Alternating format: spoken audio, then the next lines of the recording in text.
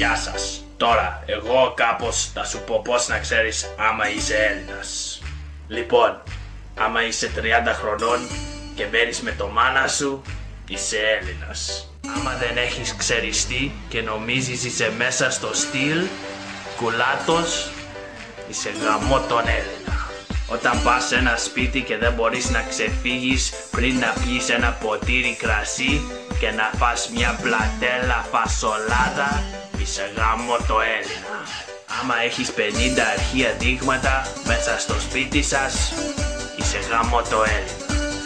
Άμα είσαι έτοιμος να πας έξω και ο πατέρας σου λέει μην πας downtown, έχει πάρα πολύ drugs κάτω εκεί, να προσέχεις, είσαι γάμο τον Έλληνα.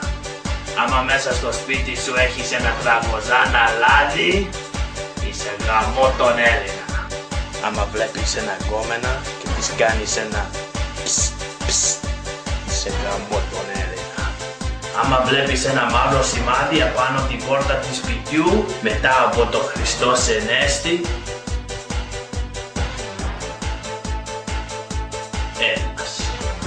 Άμα ο πατέρας σου άρχισε να καπνίζει όταν ήταν 10 χρονών στο στρατό, τελείω γαμώ το Έλληνα.